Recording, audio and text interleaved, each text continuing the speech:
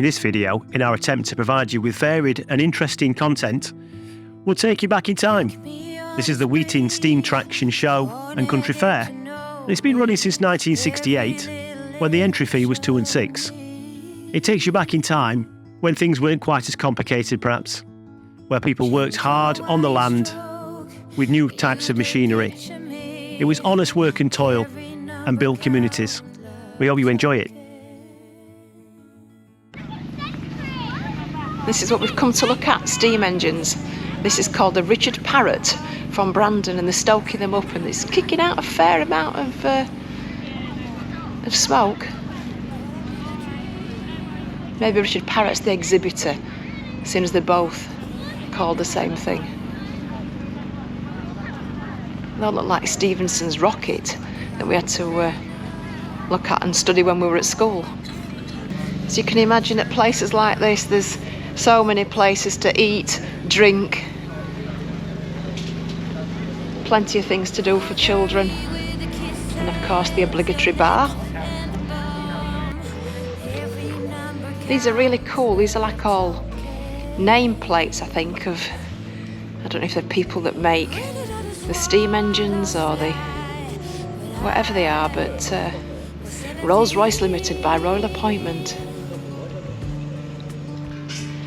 Plus there's some really old vehicles here as well that you can have a look round. Now you can camp here if you want to. You can come for the 3 days. I think there's some facilities here that you can use. This is not a bad, it's like an old carriage off a railway line. Very smart in the regal red colours. And then they've got a whole selection of old wagons and old lorries here. This just reminds me of a Dad's Army episode, which was actually filmed very close to here. And there's a Dad's Army museum in Thetford, which is probably only about 10 miles from here. But look at some of these. These have been very well maintained. Patriotic roadways from Enfield in the county of Middlesex. English to the core. Old Boot, this one's called, in memory of a faithful friend.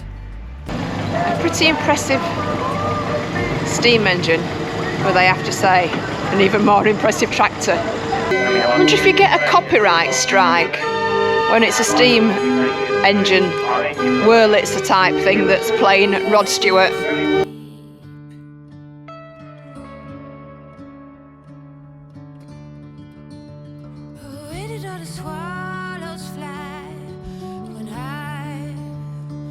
Only 17, caught up in a dream that became a nightmare. It must have been the first time that evil kissed my face. Oh, but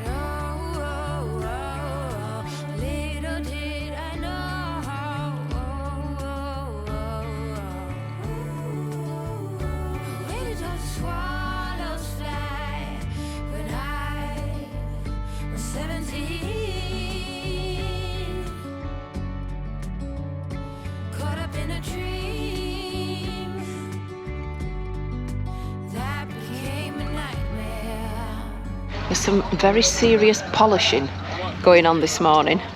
I don't know if there's a competition later on in the weekend, but there's plenty of people on these engines now, polishing them with the brass or the engines. Some quite industrial hard work going on here today. This seems to be a very popular colour for the steam engines, this sort of, I don't know, I like to call it like a regal maroon, is it, I guess, colour? But this is beautiful. And then you go from them that size down to this size here. And that one's called Joan. But just as immaculate and just as well kept. And there's a little one here. It's got the steam coming out the top of the chimney, and you can see it all moving on the inside. It's all running as smoothly as anything. This obviously looks to be a lesson in how to clean the, clean the engine. This is called the Mighty Atom. Yeah. Looks to be pretty hard work as well, this. When you look inside, there's all sorts of different tubes. You can see the soot coming out as well, goodness me. Go on, for a novice then, what are you doing? Cleaning the boiler tube. Oh right, boiler tubes. So, there's your boiler full of water. Okay. That end is the firebox, Yeah. where it's stoked at the back. Yeah. And then all the flames and smoke pass through the tubes down the boiler, which is surrounded by water. Yeah. And then the smoke and steam goes up the chimney. Oh right, okay. So this was on the road yesterday for about 27 miles. Yes. So this is all the ash and stuff that's come Oh through. right, okay. So you get the great job today clearing it all out then. That's it. Oh goodness me. You're doing a sterling job, keep it up. All the years I've been coming, it's only about the second time I've seen them. Yeah, it's good, isn't it? The Mighty Atom as well. It's a good name. I like it. 110 years old. 110? Wow. Now, is there a reason they're all... This seems to be a really popular colour, this sort of maroony gold colour. I think when it was. So you'd be Victorians. Yeah. And then what do they like? They like dark blues, dark greens, reds, maroons. Yeah. So think of railway locomotives. Yes. Very similar colours. Right, okay. London, Midland, Scottish. Oh, okay. All the colours. Yeah. You know, black lining, yellow, maroon, all the LMS. Right. Yeah. So it's to do with the age and when they were sort of made. Exactly. Wonderful. So you'd never see one of those painted like a car Oh, okay. in the weird colours. Yeah. So you're not going to get them bright orange or neon green or anything like that, are you? Only if I start taking LSD tablets. Pink wheels or something. Yeah, that's wonderful. And have you had to travel far? Have you come far? 27 miles. All right, okay. Yeah, so up from going up towards Fakenham. All right, okay, yeah. So that's why it's a little bit dishevelled, but yeah, not too bad. It's wonderful. Yeah. Lovely, thank you very much. That's a pleasure. Thanks a lot. There you go. You know a little bit more. Now we know why they're in that colour. It all goes back to the times they were built and the era they were built and the colours of the old railway locomotives. So you come from there and you come down here and you get classic cars. Wow, look at that. So now I've got 70s and 80s TV programmes going through my mind. I don't know, maybe The Saint, maybe a little bit of The Sweeney, maybe going back, looking at these a little bit older than that. A Riley, a 1937 Morris. It's a little bit before my time. Oh, now this will either bring back nightmares for some people. We've got a Marina. Is it a Morris Marina? We never had a Marina. We had an Avenger, but we never had a Marina. Was that a good thing? I don't know. Wow. This must be an old Ford Capri by the looks of it. I'm sure you'll tell me if I'm wrong in the comments. Is it just what you want for your event? A bootlegging and moonshine bar. Hire for your event. It's even got the still on the back, look. Oh, and all the 4 pumps. Now if you watch Heather and Rick from Pearl the CV, you'll know that Rick's got another channel, Agatha, his car. Well, this would have been a really good place for Agatha to come, I think, Rick. This is a very lovingly restored VW. One of the original V-dubs, I think. Look at that, the camping club sticker on that. Goodness me, that must be one of the original ones.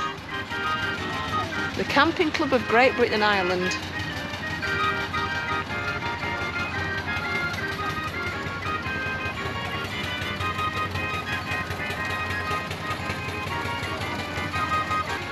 Slightly different to the new Kodaks that we all seem to use.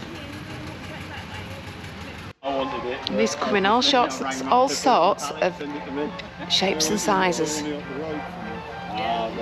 That one's tiny.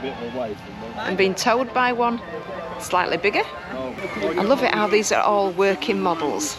These are not just for display, but there you go, look. The engine with the steam coming out of the chimney, all in perfect working order.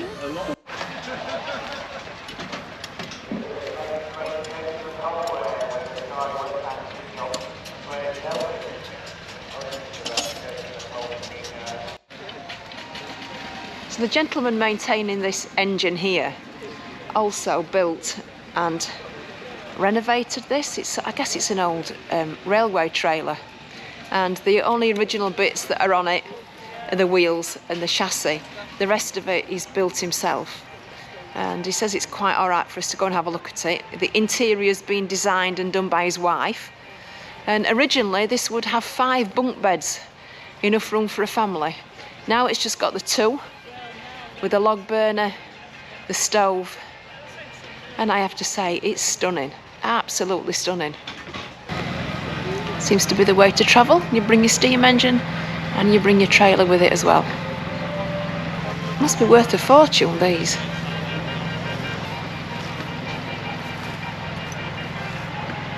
It's just a full row of steam engines here. I don't know if you can catch it on the camera, but the amount of smoke, they've got them all fired up. All the engines are going. Smells quite wonderful, actually. And these do move around on the site, these steam engines. The good thing is, they're not like electric cars and you can hear them coming towards you. There you go, number 1. Obviously the first here, the Burrell Road locomotive.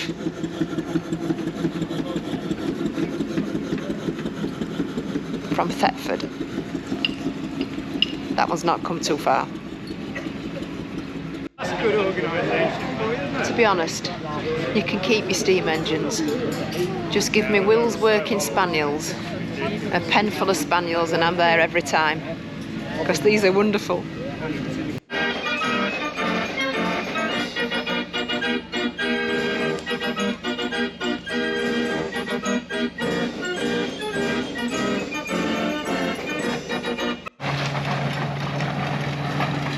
Practical uses of a steam traction engine. Operating the belts that's doing the hay baling.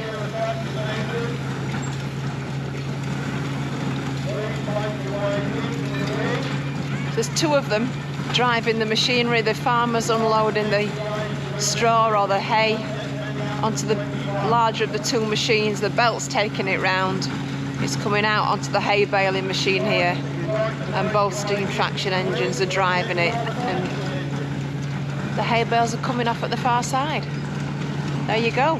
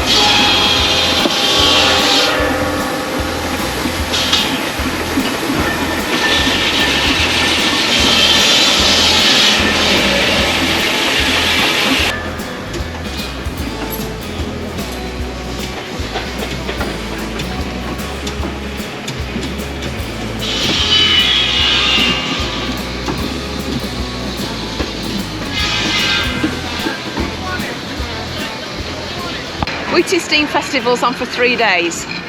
We've come on the Friday morning. It's cost us £13 for a day ticket. There's plenty here for you to see and do. Lots for the children to do, fairground rides, 1 or 2 stalls, and lots of places to get things to eat and drink.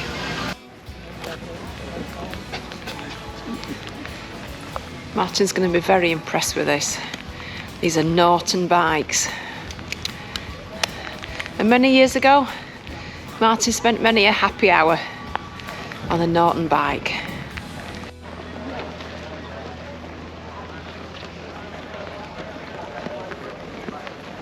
Well, that was an interesting morning. It was a good 2.5 hours, and the only reason we've come back from the car is that the heavens have opened. Yeah. So we're just escaping the weather. But yeah, that was really interesting.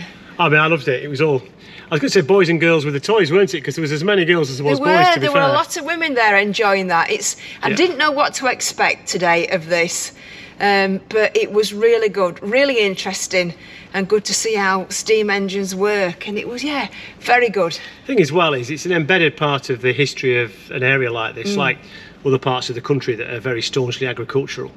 Steam engines were used for farming and threshing and so on and so forth. So it's really good that these things keep going. So it was quite a pleasure, really, wasn't it? It was good. Yeah. So on that note, Martin out. Helen out.